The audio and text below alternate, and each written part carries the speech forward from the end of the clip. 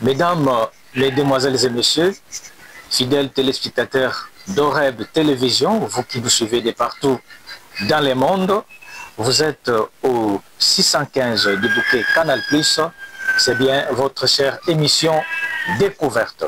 Découverte Congo, une émission produite et présentée par votre serviteur Willy Massosa. Vous savez bien que c'est une émission qui fait la promotion de la culture, une émission qui accompagne les valeurs intrinsèques du peuple Congo et pourquoi pas les valeurs républicaines. Mesdames et messieurs, comme vous pouvez les remarquer, nous sommes à la mission de Kinkeso. Kinkeso se trouve dans les territoires de Madimba, l'ex-district de la Lukaya. Et j'ai la joie et je suis honoré en ce jour d'être accueilli et reçu par un grand monsieur, une icône que vous allez découvrir ici dans cette émission, que nous avions toujours cherché depuis très longtemps. Mais voilà, aujourd'hui Dieu a donné cette occasion pour que nous puissions les rencontrer. Bonjour mon père. Bonjour. Vous êtes... Merci beaucoup, vous êtes dans votre émission Découverte. Merci beaucoup de nous avoir reçus chez vous ici en Kinkeso. Comment va la santé? Très bien, comme d'habitude. Mais nous vous voyons très fort. Je me disais, je serai en face d'un vieux qui a la troisième jambe. Oui, mais la prière est importante. Quand j'étais jeune, je demandais au Seigneur que si je dois vivre vieux, que je ne sois pas une charge pour les autres. Et c'est que le bon Dieu m'a entendu. Et il m'a donné cette grâce d'être encore vigoureux à mes 90 ans. 90 ans? Voilà. Mais non, c'est incroyable, parce que je vous vois vraiment trop jeune encore. Oui, pas jeune, parce que les apparences trompent souvent. Vraiment. Merci beaucoup. Brièvement, est-ce que vous pouvez nous parler de cette émission d'abord de Kinkeso qui nous a reçus? La mission de Kinkeso, ce n'est pas une mission, c'est un officiel des Jésuites. Les pères jésuites sont venus ici en 1893. Le père Van Estoven était le premier, j'étais toi-même, avec un frère, et quand ils sont arrivés à Boma Matadi, de Matadi à Kinshasa, ils devaient venir à pied, avec des porteurs. Et voilà que son compagnon est tombé malade.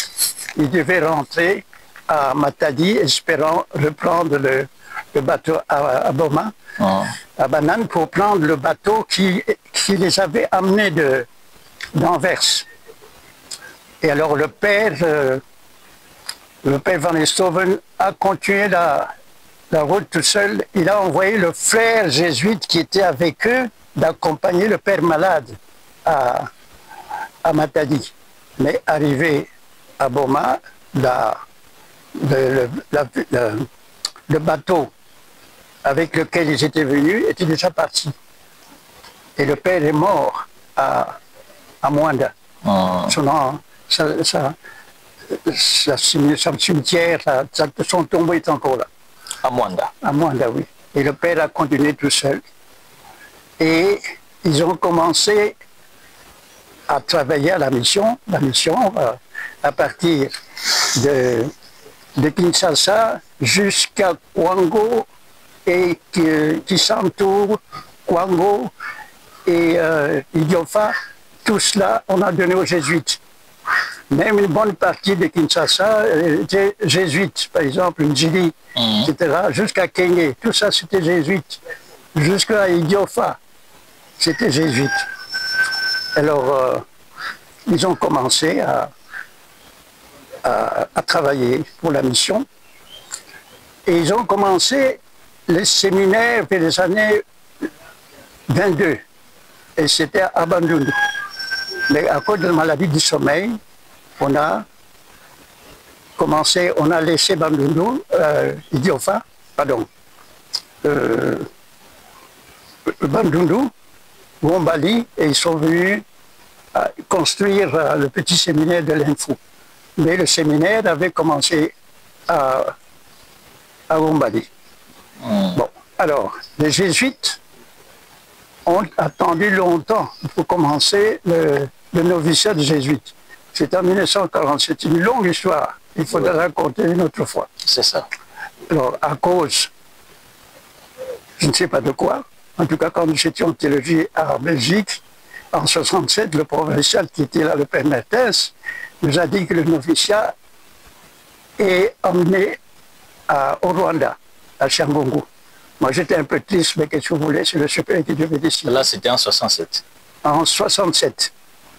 J'étais encore en théologie en Belgique. Mais à cause de la guerre, vous voyez, la fameuse guerre qui dure encore jusqu'à présent, les génocides du Rwanda en tuent, le noviciat est revenu ici. Le noviciat était d'abord à Djouma, Djouma Kikwit. Oui. Et on a amené ce noviciat en 67 au Rwanda, à Shangongu. Mais à cause du génocide du Rwanda, le noviciat est revenu au Congo. Et d'abord à Kikwit, à Inyangi, où j'étais supérieur régional en ce moment-là. Et à Inyangi, ils ont fait 2 ans. Et puis, on a cherché la place ici. Et c'est le père Matota qui a demandé cette place. Les moines de Jérusalem ont voulu être ici, mais ils sont partis, ils ne sont pas revenus. Je disais au père Charles, qui venait, un moine, que pour avoir des moines, il faut s'installer ici. Lui voulait, n'est-ce pas, envoyer ces jeunes moines qui venaient d'ici à Jérusalem ou à Paris, mais tous sont partis, ils étaient peut-être une dizaine. Ils étaient des bons, mais quand ils trouvent le ciel, ils ne veulent pas aller en enfer. Voilà. Alors ils ont préféré aller là-bas, mais ils ont tous quitté. Mais la place ici est restée, c'était les moines qui allaient s'installer. Le père Matot a tout fait pour que, demandé au père à Basunga, Tate Basunga qui a son village ici tout près, est venu s'installer ici. C'était en quelle année encore? En 1997-18. Donc, 2 ans après le génocide. Oui. C'était l'année 2000. Et alors, vous voyez, celui qui a conçu ici, c'était mon ancien, c'était un conovice, le frère Galungalo. Et c'est très bien fait. Lui, il faudra venir... Et il est du Congo central? Non, il est de Kikwit. Il est de Kikwit. Et quand les Blancs ont vu ça, ils ont dit, mais est-ce que vous étiez en Europe pour étudier ou quoi? Non, j'ai dit Europe. Moi, j'ai étudié à Djouma, parce qu'il était en Djouma Kikwit. Quand nous terminions le noviciat avec les frères continuaient toujours la formation technique, la formation technique de 6 ans. Et ils étaient très forts, ils étaient très nombreux, mécaniciens, agriculteurs, éleveurs, etc., électriciens. Ils connaissaient beaucoup de métiers. L'exemple ici, ils étaient nombreux, mais ils sont presque tous partis pour des motifs que vous pouvez deviner. Voilà. Bon, oui. Et alors, c'est comme ça qu'on est revenu ici, d'abord à cause du génocide d'Istanbul et du noviciat. Le noviciat a été transféré ici à Kinkesu. Nous ne sommes pas mission, mais nous sommes au noviciat des jésuites. Ah, donc nous sommes au noviciat de Kinkesu. Voilà, c'est ça. Oui, s'il faut que nous puissions parler de Kisantu et de ce que vous êtes, l'émission Découverte est une émission culturelle. Et nous savons bien que l'histoire de la République démocratique du Congo, si nous pouvons parcourir toute l'histoire, vous verrez que Kisantu doit toujours être cité. Les personnalités qui sont passées à Kisantu ont laissé une grande histoire. Et également, vous qui êtes là, vous avez déjà une histoire parce qu'on nous dit toujours d'aller voir le père Matota, le père Ndungu. J'ai cité le père Matota, j'ai cité l'abbé, nous avons l'abbé Loya, nous avons de grandes autres personnalités religieuses qui ont vécu dans ces territoires. Que pouvez-vous dire de ces territoires en termes de son histoire? En termes de son histoire, c'était le territoire des Jésuites. Or, les Jésuites étaient très, très connus par Léopold II. Il voulait même que les Jésuites prennent Kinshasa, mais les scotistes qui étaient déjà là ne voulaient pas être ensemble avec les Jésuites. On leur avait demandé d'aller en Algérie. L'Algérie était loin de Sainte-Anne à ce moment-là. Il fallait aller à pied ou bien à cheval. Alors, les scotistes ne voulaient pas avoir des jésuites à cause de Dieu. Les jésuites ont voulu être à Kinshasa. Mais on leur a donné, Léopold II leur a donné Kisantu, Popokabaka, etc. Ce qu'on appelle la mission du Congo. N'est-ce pas? Le Kisantu, Bandundu, etc. Et Popokabaka qui quitte Idiofa. Mais qu'est-ce qui justifie la construction de cette grande cathédrale ici à Kisantu, qui est l'unique de l'Afrique centrale? Parce que l'évêque qui était là n'était pas n'importe qui, Monsieur Berlin. Il faut prendre aussi le grand séminaire de Maïdi. Hein. C'est formidable. Il y a même des Brazzavillois qui venaient étudier et au petit séminaire. Le père Matota étudiait au petit séminaire de l'Infou en 26 ans, 102. Il a étudié avec les séminaristes de Brazzaville. Il y en a plusieurs qui venaient de Bandundu, même de Kisangani qui venaient ici. Plusieurs venaient au petit séminaire et puis au grand séminaire de Maïdi. Ils étaient nombreux. Alors, c'est Léopold II qui a donné, parce que partout ailleurs, on avait distribué des terres. C'est Léopold II lui-même qui donnait des endroits de travailler. C'est pour ça que du temps de Léopold II, l'Église travaillait ensemble avec les pères. Mais je crois que Léopold II avait un faible pour les jésuites. Il savait que les jésuites savaient s'organiser. Et nous avions eu le premier évêque de Kisantu. Avant, c'était les pères qui étaient les responsables des missions. Mais après, on a divisé Popo et Kisantu. Oui. La Kisantu nous a donné Monseigneur Berlin, qui était un génie. C'est comme ça que vous avez la cathédrale, vous avez Maïdi. Vous connaissez Maïdi? Bien sûr. Eh bien voilà, et le petit séminaire de l'Infou. Bon, et toutes les belles missions, tout ça a été construit par les jésuites, toutes les missions. Il y en avait plusieurs. Quand vous allez partout, vous avez des beaux bâtiments. Puis c'est l'œuvre des jésuites. Donc c'est à cause de Monseigneur Berlin qui était un génie. Tu sais, il y avait ici une briqueterie qui faisait sortir 500 000 briques par jour. 500 000 briques. Briques par jour, c'est avec ça qu'on a... Et des briques cuites déjà. Oui, comme tu en vois à la cathédrale. Cathédrale et puis toutes les cures, toutes les maisons de fer. Même les écoles oui, qui sont construites ici. Voilà, avec les mêmes briques cuites d'argile. Oui. C'est très beau, c'est grâce à ça. Mais ces briqueteries, on ne voit même plus maintenant. Ces machines qui fabriquaient les briques, on ne le voit pas maintenant.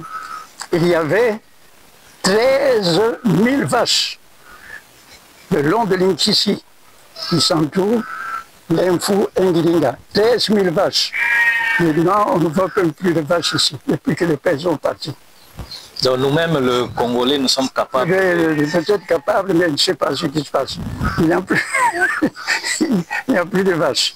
Et à l'Infou, il y avait un barrage qui a été construit par le père Devet, un ancien détecteur de guerre 14-18 qui est entré à la compagnie.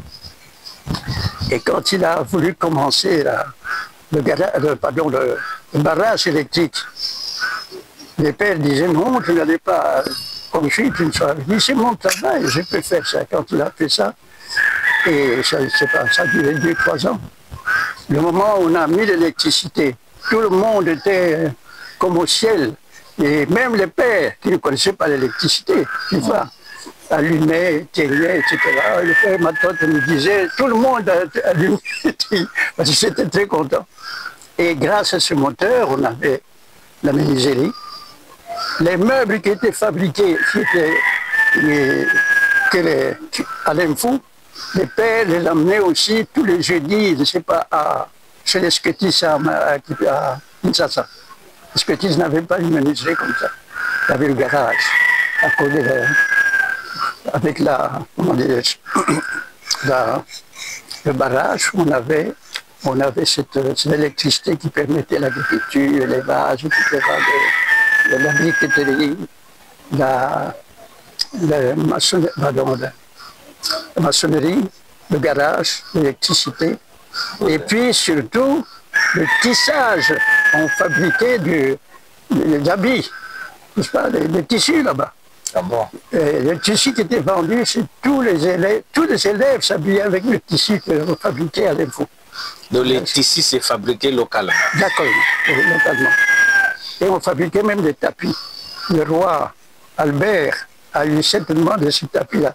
Parce que les jésuites, tu vois, étaient en relation intime, si je puis dire, avec les rois de Belge. Mon père, à l'époque, si nous pouvons... Et puis il faut, oui, le jardin, il ne faut pas oublier. Les jardins botaniques. Il ne faut pas oublier l'hôpital. Par l'épaule, le révérend Père Gilet. Gilet, oui. Et puis l'hôpital Saint-Vic. Où celui qui a commencé à l'hôpital était le premier médecin. C'était un jésuite, le père, le nom ne me vient plus. Voilà. Le peuple Congo était très fort à l'époque, et même ici à Madimba, nous avons le père Boka, nous avons le père Loya, nous avons une histoire même par rapport à l'hymne national. L'hymne national a été écrit ici par le père Boka. Mais qu'est-ce qui fait que ce peuple Congo aujourd'hui se sent un peu fragilisé? En quoi résidait la force du peuple Congo à l'époque?